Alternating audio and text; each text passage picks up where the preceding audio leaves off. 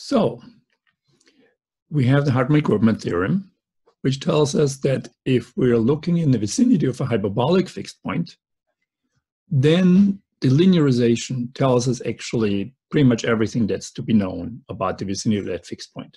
You just have the the linear phase plane. You just stretch it and squish it, and then it turns into topologically the same thing as the nonlinear phase plane. So the question is now, what happens if the fixed point is not hyperbolic, meaning the linearization has some direction in which the eigenvalue has a zero real part. Okay, so let's look at that. Let's look for simplicity first in just a one-dimensional system. So let's imagine we have x dot equals f of x, and we allow ourselves a parameter mu that we change.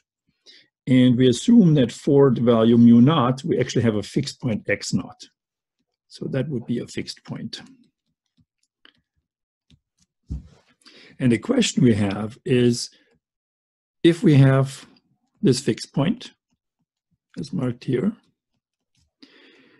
if we now were to change mu to another value from mu naught to mu, will there be another fixed point at that value mu? And will that be in the vicinity of that original fixed point? Okay, so we really want to do a local analysis, meaning we're imagining mu is close to that fixed point, and we're really, mu is close to the value mu naught. We're not looking for a fixed point that's maybe out in the boonies out there that may or may not exist and stuff. We're really only asking, will this fixed point, when we change mu, will it continue like this? So if we draw a line, we could maybe imagine, we could ask, will it sort of be like that as you change mu, the fixed point changes smoothly like that, or will it suddenly disappear? Or maybe a new one appears. So that's the question. So since we are thinking about a local analysis, meaning mu is close to mu naught, and x is close to mu naught, so we say that explicitly. No, I don't want to have this. So mu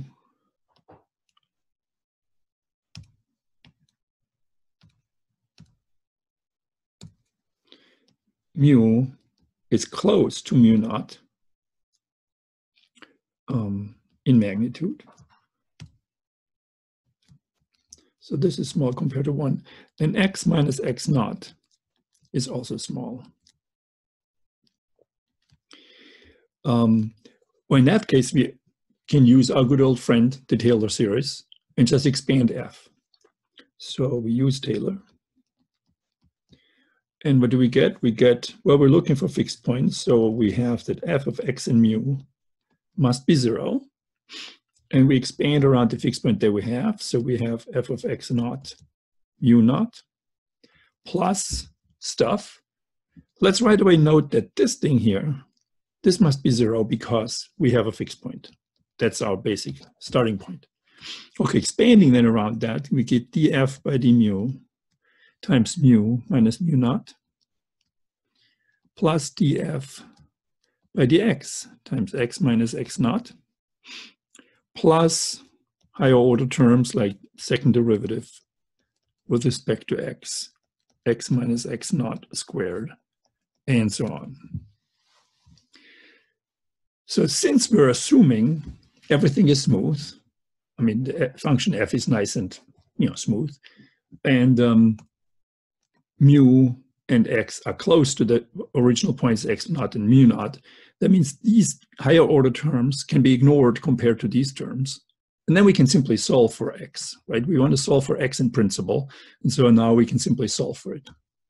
So we get x minus x naught is equal to, f itself disappears because of the fixed point condition. We get minus df by d mu times mu minus mu naught divided by df by dx. Before we move on, I just should make sure that we keep in mind that these derivatives are all evaluated at that fixed point. I'm not going to write that down in the future, but we need to know that that is the condition at the fixed point, the derivative x the fixed point. And I guess I should keep here plus higher order terms, but they will not make a difference if mu is close to mu naught. And so we found a solution. So we can continue this branch, or we get a branch of solutions. Let's draw that. So as we change mu, we go through that fixed point, something like that. And there is a continuous branch.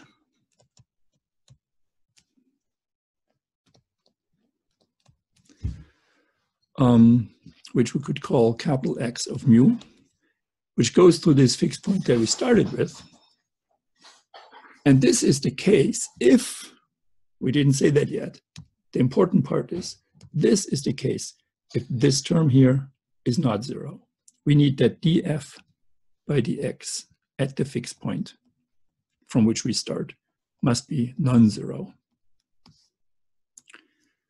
And so that's the statement of the implicit function theorem, that if you have a fixed point and if df by dx is not zero, then there exists a branch, a continuous, actually a smooth branch of solutions x mu, such that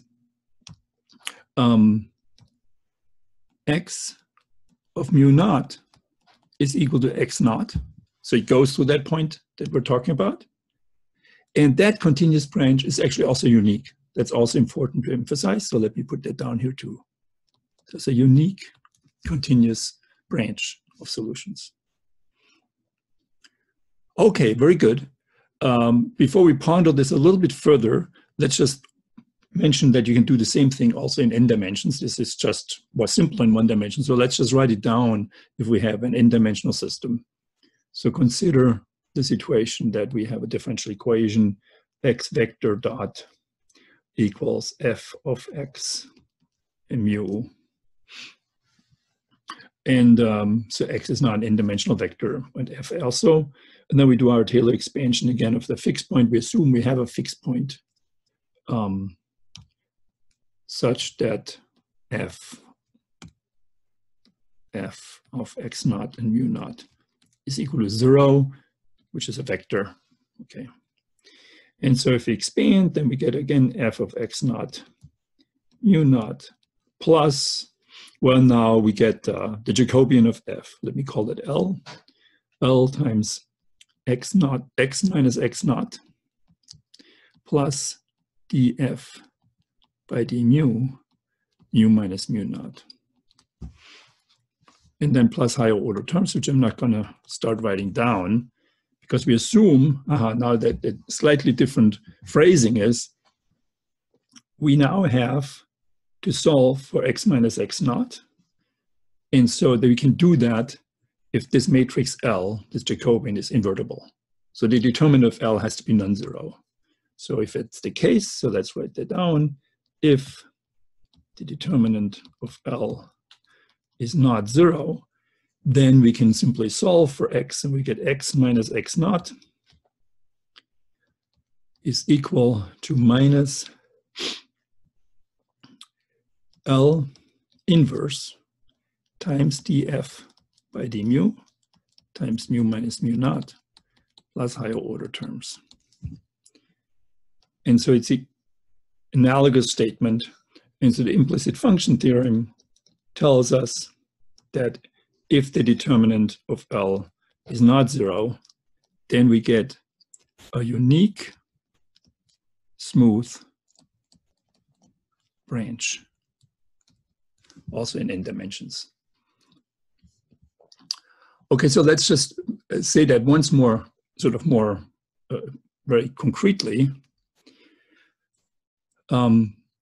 So that means particularly that we have a branch. We have a branch. That means the fixed point persists as we change mu, and it's unique. No additional fixed points pop up.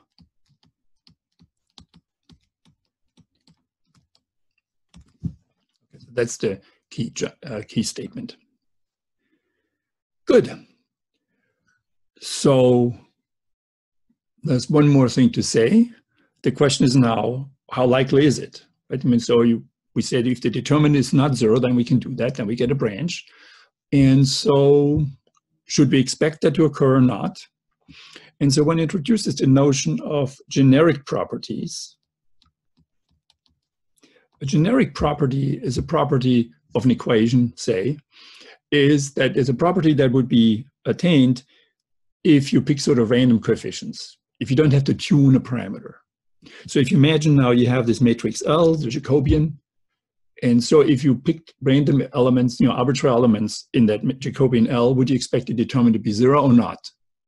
Obviously, in order to get it to 0, you would have to tune a parameter. And so you can say the determinant of L is generically not 0. Or in other words, generically, if you start at some fixed point, you will be able to continue it. It's only in special situations that you cannot do that. And those are the special situations we will be interested in, because if the branch just continues smoothly, well, there's not much happening on a qualitative level. Numbers change, but not qualitatively. Okay, so generically, we have a branch. And the other thing we want to point out is that we mentioned before that when the determinant of L is 0, that is when an eigenvalue of L is 0. But what is the L?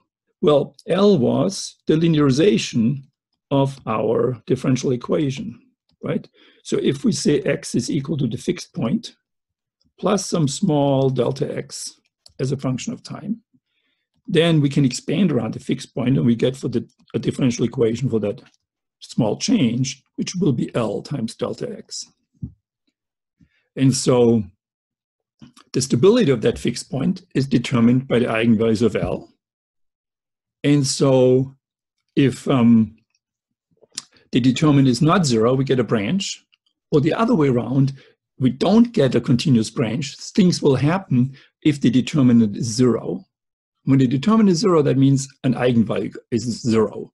So as we change mu, what could happen is that the determinant is not 0, and at some point the determinant goes through 0.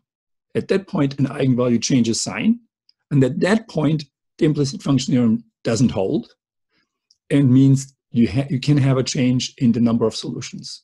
And so the number of solutions can only change when an eigenvalue goes to 0, which means the stability of the fixed point you were talking about changes.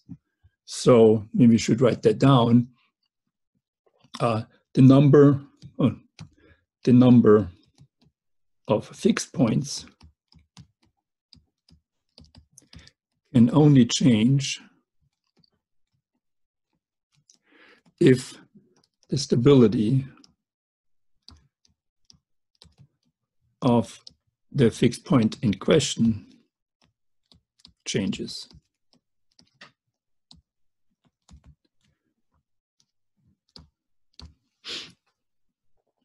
Okay, so as I said, the idea is, if I'm going to draw now a situation that's where the implicit function theorem doesn't apply, so say here, let me say here maybe the determinant of L is 0, it goes through 0, and then what could happen is that either this branch stops, or you could have more than one branch coming out.